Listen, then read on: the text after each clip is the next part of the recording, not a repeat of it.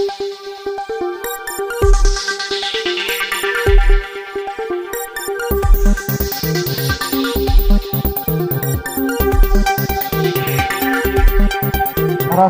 और इसके पश्चात अयोध्या धाम से पधारे पूर्व सांसद महंत डॉक्टर रामविलास दास वेदांती जी महाराज को मैं सादर आमंत्रित करता हूं। परम पूज्य वेदांती जी महाराज।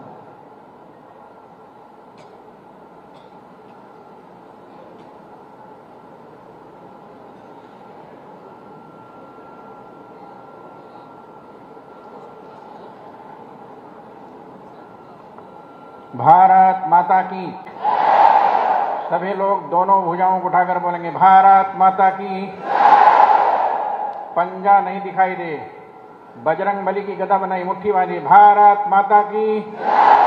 गौ माता की, गंगा माता की, श्री राम जन्मभूमि की, श्री कृष्ण जन्मभूमि की, काशी विश्वनाथ भगवान की, पूज्य महंत वेदनाथ जी महाराज की, गोरक्ष पीठ की, गोरखनाथ भगवान की, योगी आदित्यनाथ जी महाराज की। हर हर महादेव। ओम नमः परमहंसास्वादित चरणकमल चिन्मकरंदाय भक्तजनमानस निवासाय श्रीरामचंद्राय। परम सम्माननीय भारतीय संस्कृति साधना के प्रतीक, सद्धर्म संरक्षण विचक्षण वरेण्य, उत्तर प्रदेश के यशस्वी अलौकिक मुख्यमंत्री पूज्य योगी आदित्यनाथ जी महाराज, जगत गुरु रामानुजाचार्य पूज्य स्वामी वासुदेवाचार्य जी महाराज, मंच पर विराजमान सभी पूज्य धर्माचार्य, उपस्थित महानुभावों, माताओं, बहनों, प्यारे बच्चों, आज एक बार पुनः हम सब लोग गोरक्ष पीठ के इस पावन प्रांगण में उपस्थित हुए हैं। महंतद्वय युग पुरुष पूज्य स्वामी दिग्विजयनाथ जी महाराज और अंतर्राष्ट्रीय, इस पुस्तक में मैंने देखा राष्ट्र संत, महंत वेदनाथ जी राष्ट्र संत नहीं थे, अंतर्राष्ट्रीय संत थे। महंत वेदनाथ जी ने अंतर्राष्ट्रीय स्तर पर विश्व के हिंदुओं को जगाने का काम किया था। केवल भारत के हिंदुओं को जगाने का काम नहीं किया, अंतर्राष्ट्रीय स्तर पर विश्व का हिंदू जहां कहीं जिस देश में सोया हुआ था, राम जन्मभूमि के नाम पर पूज्य महंत वेदनाथ जी महाराज ने सबको जगाकर राम जन्मभूमि के आंदोलन के लिए खड़ा कर दिया था। आज यह उनकी देन है। परसों 1 अक्टूबर को हम लोग राम जन्मभूमि का दर्शन करने के लिए गए थे, जहां मंदिर बन रहा है, जिसका भूमि पूजन शिलान्यास भारत के माननीय प्रधानमंत्री मोदी जी और उत्तर प्रदेश के अलौकिक अद्भुत मुख्यमंत्री योगी आदित्यनाथ जी ने 2020 में 5 अगस्त को किया था। वह मंदिर का गर्भगृह बनकर पूरी तरह से तैयार हो गया है।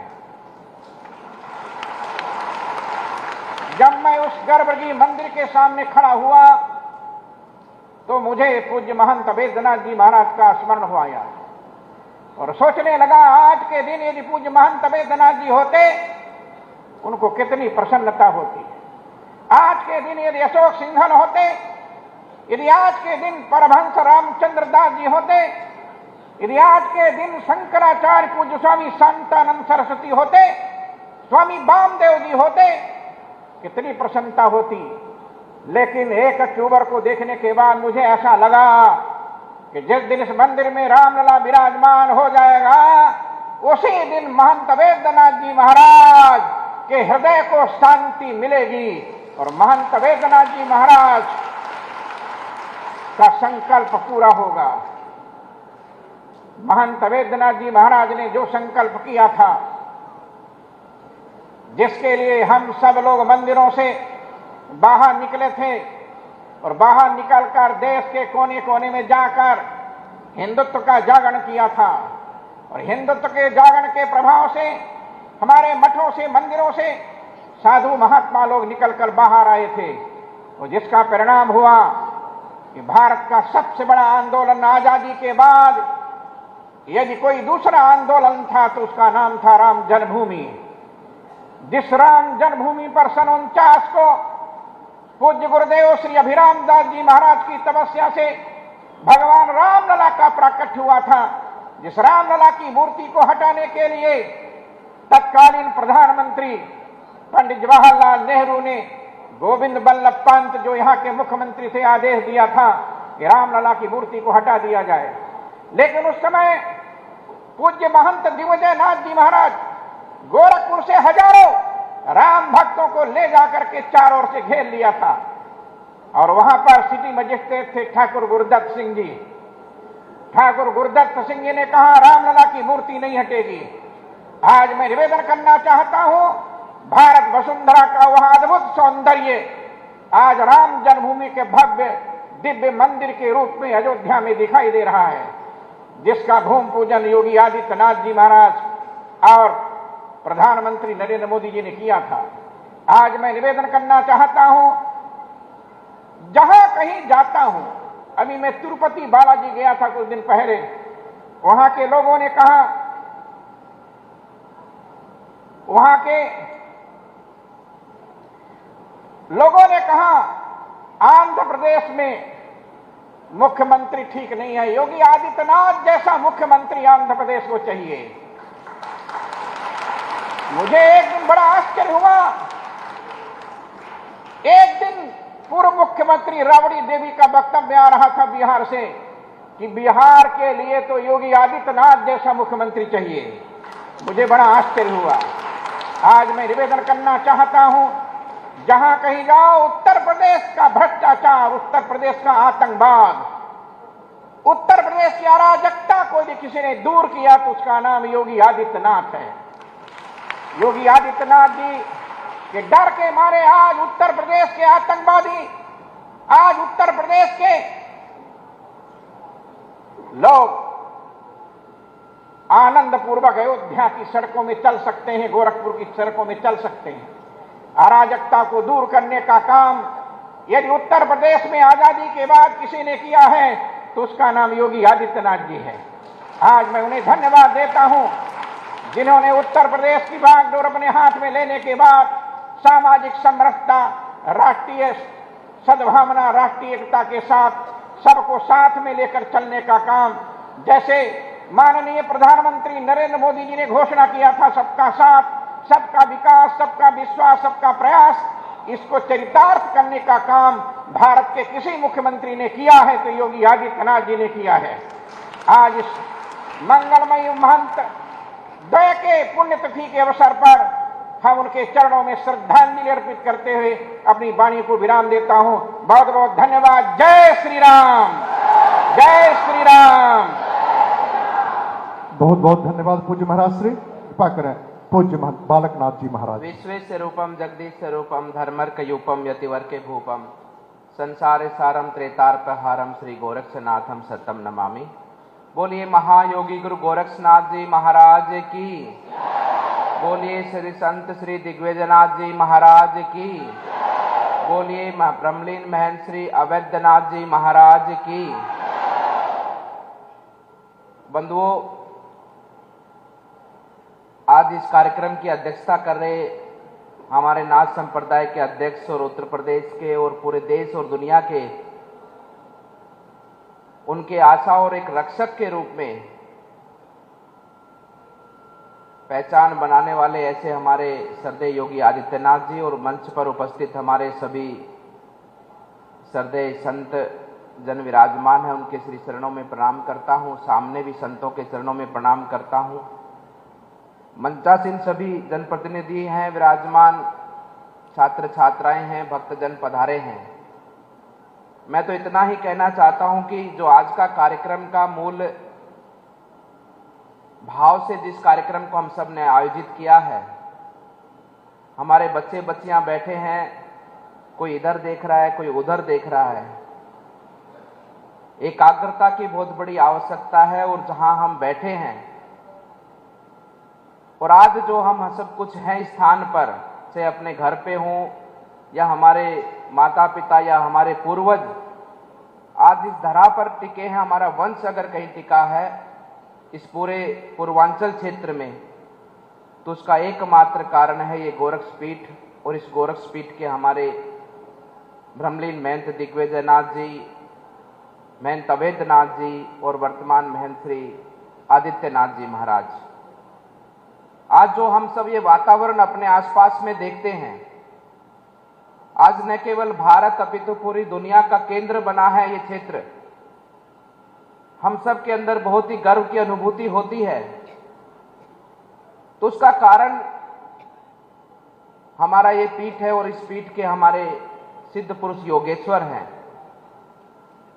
आज हम इस कार्यक्रम के माध्यम से उनके जीवन पर प्रकाश डालना और उनके जीवन को अनुसरण करने के भाव से आए हैं। लेकिन मैं बहुत ही विश्वास से कह सकता हूं कि उनका जीवन अनुसरण नहीं है, उनका जीवन तो ये पूरा उत्तरांचल जी रहा है। आप सब और हम सब लोग जी रहे हैं, ये है उनका जीवन। आज उनके जीवन को हम सबको जीने की आवश्यकता है। न केवल उनके पद चिन्हों पर चलना, उनके विचारों को सुनकर उनके विचारों की भांति कार्य उद्देश्य को पूरा करना, हम सबको जीवन जीना है उनकी भांति। और हम और सब मिलकर उस जीवन को जिएंगे, तभी मैं मानता हूं कि हमारी धर्म संस्कृति और हमारे पूरे भारतवर्ष का जो वैभव और पूरे भारतवर्ष की जो भावना है, इस पूरे विश्व के कल्याण की भावना, वो पूरे संसार में पहुंचेगी। इसलिए ज्यादा नहीं कहते हुए मैं इतना ही कहना चाहता हूं यहां पर उपस्थित सभी बंधुजनों से कि उचित अवसर है, उचित नेतृत्व है हम सबके सम्मुख, और इस उचित अवसर उचित नेतृत्व के साथ मिलकर उस जीवन को जीते हुए ऐसे महान विभूतियों को हम अनुसरण करते उनके जीवन को जिए।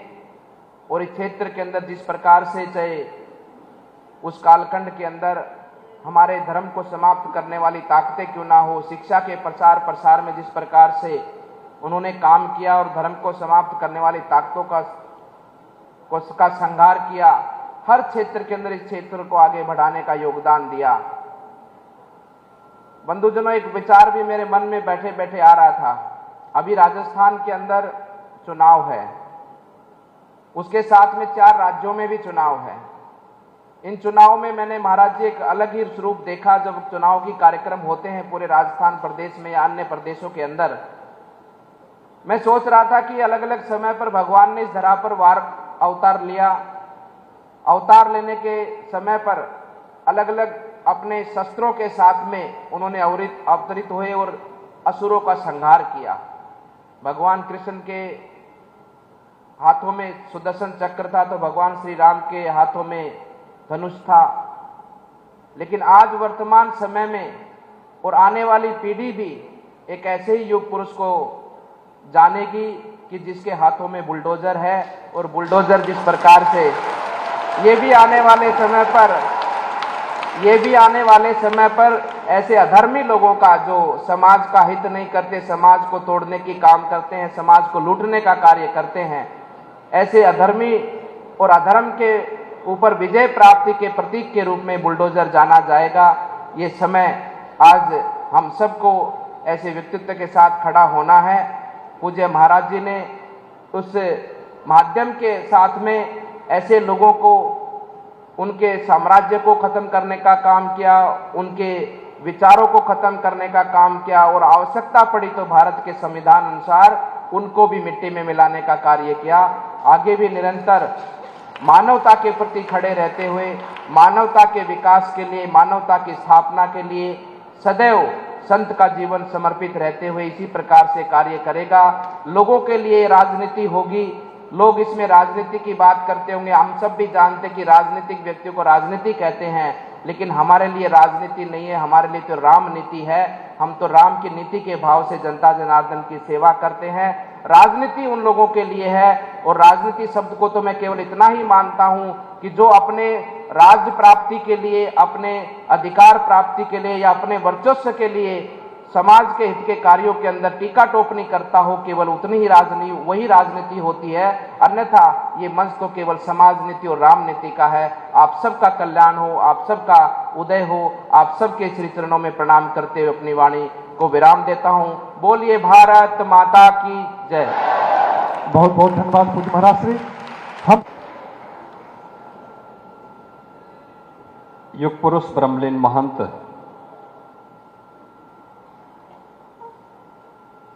दिग्विजय नाथ जी महाराज और मेरे पूज्य गुरुदेव ब्रह्मलीन महंत अवैधनाथ जी महाराज की पावन पुण्यतिथि के अवसर पर आयोजित साप्ताहिक श्रद्धांजलि कार्यक्रम की श्रृंखला का ये अंतिम पड़ाव है और आप प्रातःकालीन सत्र में आप सब ने यहाँ पर पूज्य संतों के, मान्य जनप्रतिनिधियों के और विद्वज्जनों के विचारों को यहाँ पर सुना है। पिछले 7-8 दिनों से यहाँ पर अनेक प्रकार के कार्यक्रम और संगोष्ठियां हुई हैं। इन सब का केंद्र धर्म था, देश था और ये सभी प्रकार के कार्यक्रम इन दोनों पूज्य संतों जिन्होंने गोरक्षपीठ की इस परंपरा को सदियों आगे बढ़ाने के लिए, उसकी जीवंतता को बनाए रखने के लिए अपना पूरा जीवन समर्पित किया था, ऐसे ब्रह्मलीन महंत दिग्विजय नाथ जी महाराज और ब्रह्मलीन महंत अवैधनाथ जी महाराज की पावन पुण्यतिथि के अवसर पर आज के इस आयोजन में मंच पर उपस्थित जगतगुरु रामानुजाचार्य पूज्य स्वामी वासुदेवाचार्य जी महाराज, जगतगुरु रामानंदाचार्य पूज्य स्वामी डॉक्टर राम कमल दास वेदांती जी महाराज, सुग्रीव किलाधीश अयोध्या धाम से पधारे जगतगुरु रामानुजाचार्य पूज्य स्वामी विश्वेश प्रपन्नाचार्य जी महाराज, रोहतक हरियाणा से पधारे माननीय सांसद महंत बालकनाथ जी महाराज, हमारे योगी महासभा के महामंत्री श्री महंत चेताईनाथ जी महाराज, जूनागढ़ गुजरात से पधारे श्री महंत शेरनाथ जी बापू, पूर्व सांसद और वशिष्ठ भवन अयोध्या से पधारे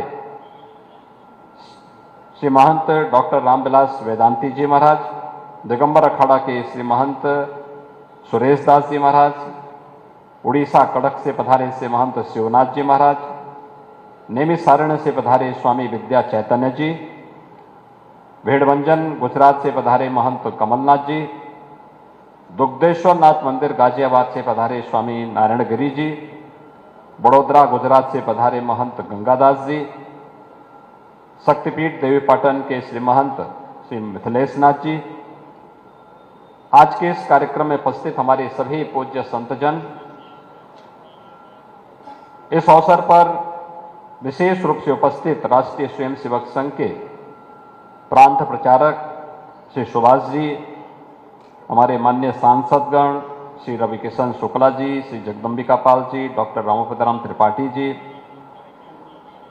आज के इस कार्यक्रम में उपस्थित गोरखपुर के महापौर, माननीय विधायकगण,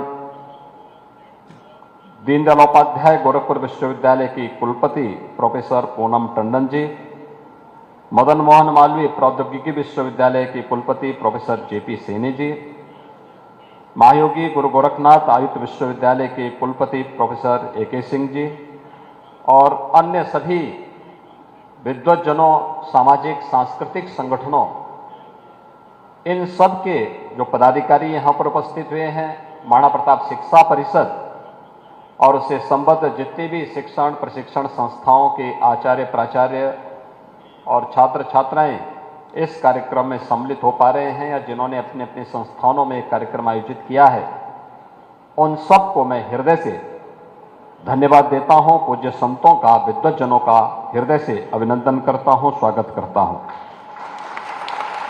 हम सब जानते हैं इन दोनों पूज्य संतों का पूरा जीवन भारत और भारतीयता के लिए, राष्ट्रवाद के लिए और लोक कल्याण के लिए समर्पित था। पूरा जीवन उन्हीं मूल्यों के लिए, उन्हीं मुद्दों के लिए और समाज की उन आवश्यकताओं के लिए इन पूज्य संतों ने अपना जीवन जिया था। आज ब्रह्मलीन महंत अवेद्यनाथ जी महाराज की 9वीं पुण्यतिथि है। जीवन के अंतिम समय तक उन्होंने पूरी प्रतिबद्धता के साथ देश और धर्म के लिए, लोक कल्याण के लिए अपने पूज्य गुरुदेव के द्वारा जो कार्य प्रारंभ किए गए थे, ब्रह्मलीन महंत दिग्विजयनाथ जी महाराज ने शिक्षा के लिए, स्वास्थ्य के लिए, लोक कल्याण के विभिन्न कार्यक्रमों के लिए, छुआछूत और अस्पृश्यता को दूर करने के लिए, गौ रक्षा के लिए, भारत के मानबिंदुओं की पुनर्स्थापना के लिए, सभी उन मुद्दों को उन्होंने न केवल पूरी प्रतिबद्धता के साथ बल्कि अपनी भौतिक उपस्थिति के माध्यम से भी उन पूरे कार्यक्रमों के साथ जुड़ करके उन्हें आगे बढ़ाने का कार्य किया। बहुत आसान होता है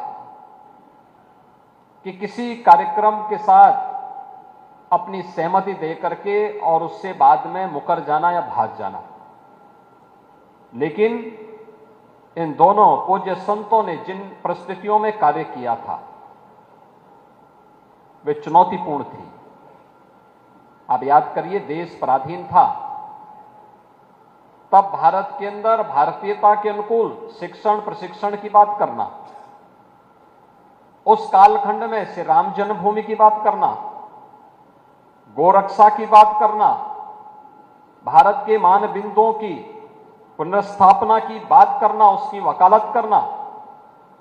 देश आजाद हुआ, सेकुलरिज्म के नाम पर भारत की परंपरा और भारत की व्यवस्था को कोसने की जो एक नई दुष्प्रवृत्ति प्रारंभ हुई, उसके खिलाफ मुखरता के साथ आवाज बुलंद करना, छुआछूत और अस्पृश्यता के खिलाफ तमाम रूढ़िगत धारणाओं को का विरोध करते हुए मुखर होकर के आगे बढ़ करके कार्य करना, ये बहुत सारे ऐसे मुद्दे थे जो उस समय की आवश्यकता थी और जिसकी शाश्वतता आज भी बनी हुई है, जिसकी प्रासंगिकता आज के परिप्रेक्ष्य में भी बनी हुई है। इन सभी मुद्दों को लेकर के इन पूज्य संतों ने अपना जीवन जिया था। साप्ताहिक कार्यक्रम में आपने उन्हीं सब मुद्दों को लेकर के विभिन्न प्रकार की गोष्ठियों का आयोजन यहां पर आयोजन समिति के द्वारा किया गया। इस पूरे आयोजन के दौरान महाराणा प्रताप शिक्षा परिषद के सभी शिक्षण प्रशिक्षण संस्थाओं के साथ ही हमारे जो विद्वान वक्ता थे, पूज्य संतजन थे, इन सब के सानिध्य में ये पूरे कार्यक्रम यहां पर संपन्न हुए। मैं इस पूरे आयोजन की ओर से जो भी यहां पर उपस्थित थे, पूज्य संतजन, जनप्रतिनिधिगण, सभी विद्वज्जन, उन सब के प्रति हृदय से आभार व्यक्त करते हुए पूज्य ब्रह्मलीन महंत दिग्विजयनाथ जी महाराज और ब्रह्मलीन महंत अवेद्यनाथ जी महाराज के श्री चरणों में विनम्र श्रद्धांजलि अर्पित करता हूं। उनके मार्गों का अनुसरण करते हुए गोरक्षपीठ देश और धर्म की सेवा के लिए मानव कल्याण के उस अभियान को निरंतरता प्रदान करने के लिए प्रतिबद्धता के साथ कार्य करेगी। इस विश्वास के साथ मैं आप सबके प्रति अपनी शुभकामनाएं देता हूं। धन्यवाद। जय हिंद।